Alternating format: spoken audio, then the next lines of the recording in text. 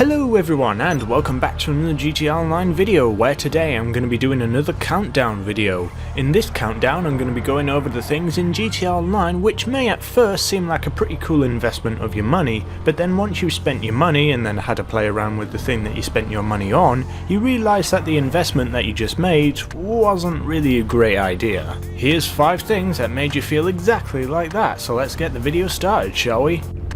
Number 5.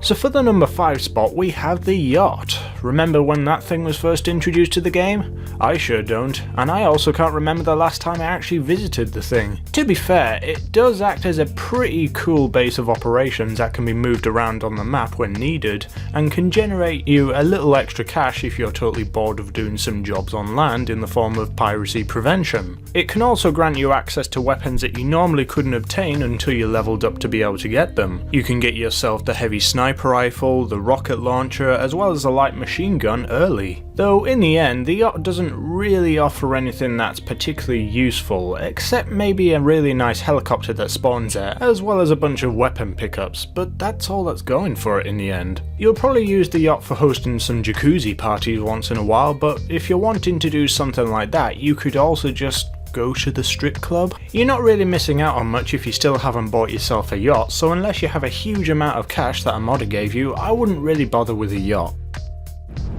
Number 4.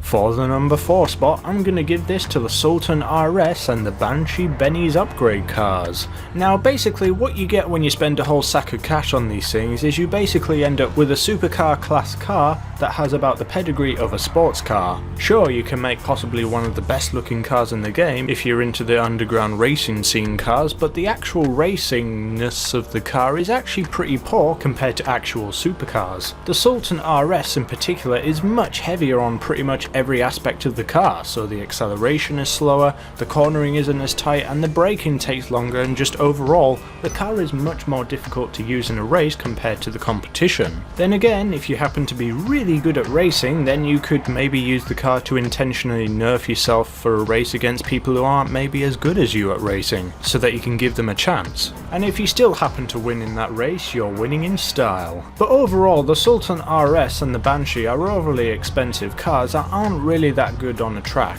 Enough said. Number 3.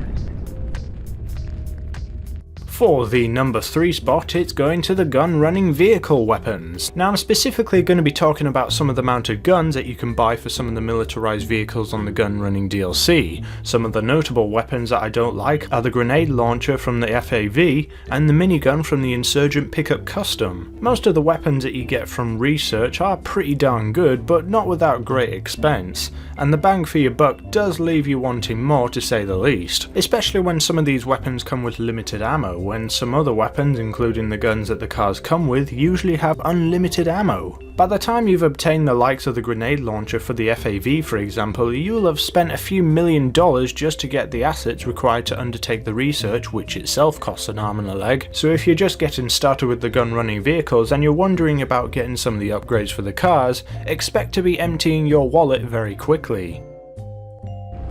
Number 2.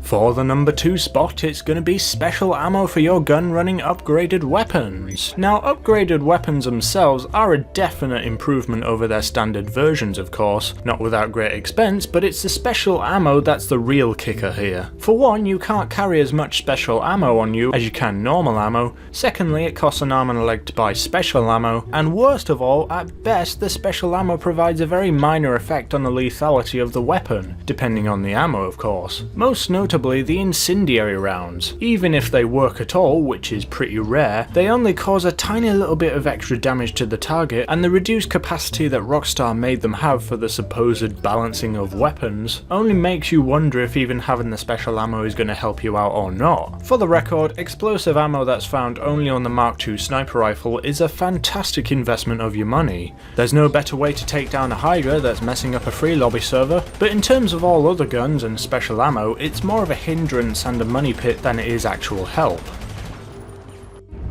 Number 1. And finally, the number one thing that you think would be a great investment of your money, but in the end turns out to be a flop, would be the warehouse. Yes, I still think the warehouse is still the greatest waste of money that one can buy, especially by today's standards when we have so much other stuff like vehicle cargo, motorcycle club businesses, and even bunkers now. Why work your ass off getting the cargo for your business when you can have stuff that does that automatically for you on the most part? It's so much easier running every other type of business than it is to run a warehouse in GTA Online, and worst of all, if you go to sell the stuff, you better hope that none of that cargo gets destroyed, because otherwise it's many hours of work lost and many thousands of dollars down the drain. So what are your personal things that you at first thought was a great investment of your money, but later found it was a total flop? Let us know in the comments, and hey, if you enjoyed this video, make sure to leave a like and subscribe to the Pyro Gaming channel for loads more videos coming to you very soon. See you around, everyone.